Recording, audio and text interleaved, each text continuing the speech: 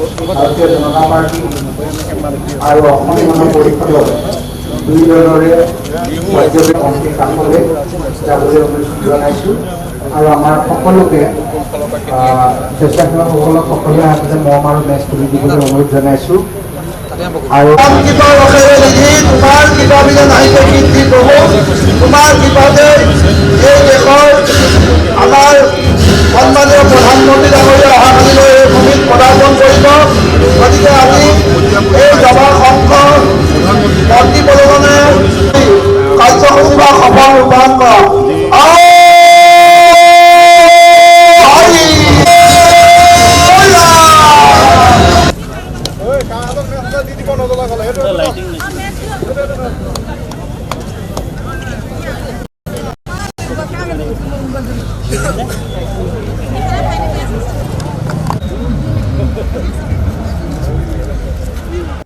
যশস্বী মাননীয় প্ৰধানমন্ত্ৰী ডাঙৰীয়াৰ আগমনলৈ এই বৃহৎ অঞ্চলটোৰ ৰাইজে আশাৰে বাট চাই আছে। সম্ভৱতঃ 40 বছৰ পাছত আহিব, কিন্তু আপোনালোকে দেখি আছে যে অসমলৈ খুব সঘনাই আহিছে, বহুতবাৰ আহিছে। স্বাধীনতাৰ পিছত দেশত যিমানবোৰ প্ৰধানমন্ত্ৰী হৈছে, নৰেন্দ্ৰ মোদী ডাঙৰীয়াই একমাত্ৰ প্ৰধানমন্ত্ৰী যি আমাৰ ৰাজ্যখনলৈ 2014 চনত প্ৰধানমন্ত্ৰী হোৱাৰ পাছত সম্ভৱতঃ এইবাৰ 38তম তেখেতৰ হয়তো এইটো এটা অসম ভ্ৰমণ হ'ব। প্ৰধানমন্ত্ৰী হোৱাৰ আগতেই তেখেতে অসম তথা উত্তৰ পূৰ্বাঞ্চলক অষ্টলক্ষ্মী বুলি কৈছিল, আৰু তেতিয়াই আমাৰ এটা ধাৰণা হৈছিল যে তেখেতৰ ভিজন আছে, আৰু সেইমতে অসম তথা উত্তৰ পূৰ্বাঞ্চলক দেশৰ অন্য ৰাজ্যৰ সৈতে সমানে আগবঢ়াই নিবলৈ তেখেতে নতুন পদক্ষেপ গ্ৰহণ কৰিব, আৰু সেয়াই বাস্তৱ হ'ল। যোৱা বছৰকেইটাত তেখেতে কেৱল ইয়াত ফুৰিবৰ নামত, আহিবৰ নামত অহা নাই। প্ৰত্যেক ভ্ৰমণতেই ৰাজ্যখনৰ কাৰণে কিবা কৰি গৈছে, ৰাজ্যবাসীক উপকৃত কৰি গৈছে। এইবাৰ দুদিনীয়া মানে আজি আহি তেখেত পাইছে। আজি আপোনালোকে গম পাইছে যে গুৱাহাটীত বাগৰুম্বা নৃত্যত তেখেত এতিয়া হয়তো উপস্থিত হৈছেহি। বিহুক যিদৰে বিশ্ব দৰবাৰলৈ লৈ গ'ল, ঝুমুৰক যিদৰে লৈ গ'ল, সেই একেধৰণেৰেই মই ভাবোঁ যে বাগৰুম্বাকো লৈ যোৱাৰ মাননীয় মুখ্যমন্ত্ৰীৰ যি প্ৰয়াস, তাত তেখেতে আজি হাৰ পানী দিছে, উদগনি যোগাইছে। কালিলৈ এলিভেটেড কৰিডৰৰ আধাৰশিলা স্থাপন কৰিব, আৰু লগতে 2খন ট্ৰেইনৰ ফ্লেগ অফ কৰিব। এইটো আমাৰ কাৰণে অত্যন্ত এটা ভাল খবৰ।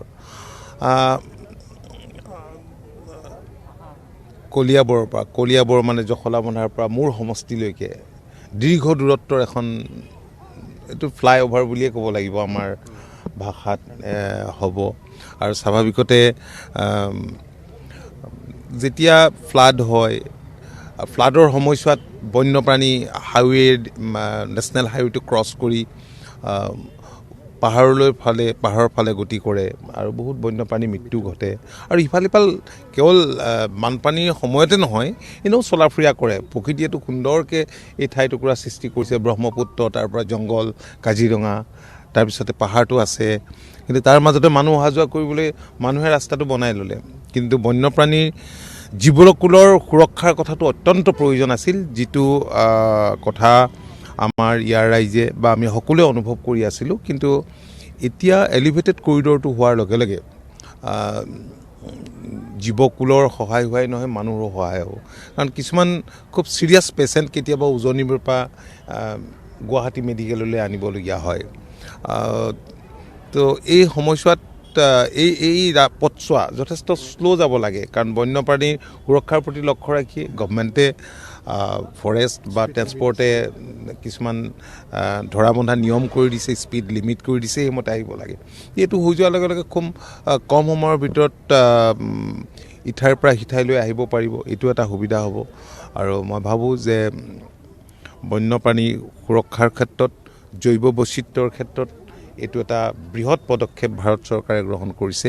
আৰু মাননীয় মুখ্যমন্ত্ৰীৰ সদিচ্ছা, তেখেতৰ আশাসুদীয়া প্ৰচেষ্টাৰ কাৰণে খুব সোনকালে এয়া বাস্তৱ হ'বলৈ গৈ আছে আৰু ইয়াৰ পিছত হয়তো আকৌ আহিব কাৰণ নুমলীগড় হৈ গহপুৰলৈকে এটা সুৰংগ হ'ব আৰু সেইখিনি কাম ইতিমধ্যে DPR প্ৰস্তুত হৈ যথেষ্টখিনি আগবাঢ়িছিল যদিও মাননীয় প্ৰধানমন্ত্ৰীয়ে তাত ৰেলৱে ট্ৰেক থকাৰ কথা ক'লে সেইটো আৰু এটা বেছি ভাল কথা হ'ব আমাৰ সেইফালে জংচন হ'ব ডেভেলপ হ'ব মুখ্যমন্ত্ৰী ডাঙৰীয়াই কৈছে যে এই বৃহৎ অঞ্চলটো আচলতে উন্নয়নৰ এক নাভি কেন্দ্ৰই হ'ব মধ্যম স্থল যিহেতু গতিকে আমি অত্যন্ত আনন্দিত হৈছোঁ কলিয়াবৰতো ইয়াত যথেষ্ট ৰাইজৰ সমাগমটো হ'ব স্থানীয় ৰাইজ যথেষ্ট উৎসাহিত হৈ আছে মই পৰহিও আহিছিলোঁ আৰু আমাৰ সমষ্টিৰ প্ৰায় 10,000তকৈ বেছি লোক ইয়ালৈকে আহিব আমি সকলোবিলাক অধীৰ অপেক্ষাত আছোঁ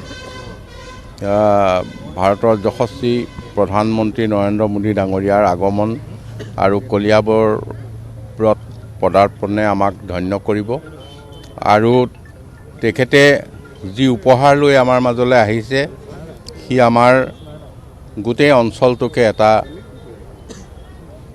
আমাৰ পৰিৱৰ্তন আনিব বুলি আমি আশা কৰিছোঁ আৰু অসমৰ মধ্যস্থলত আমি আশা কৰিছোঁ গোটেই ৰাজ্যখনতে ইয়াৰ বিশেষ প্ৰভাৱ পৰিব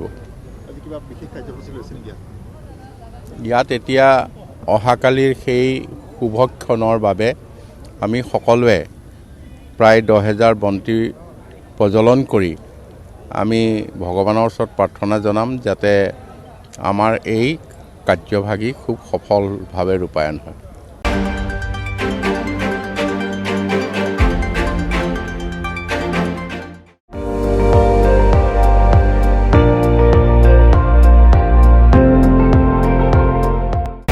আপুনি চাই আছে ND24 সৰ্বশ্ৰেষ্ঠ নহয় সৰ্বোত্তমৰ দৌৰত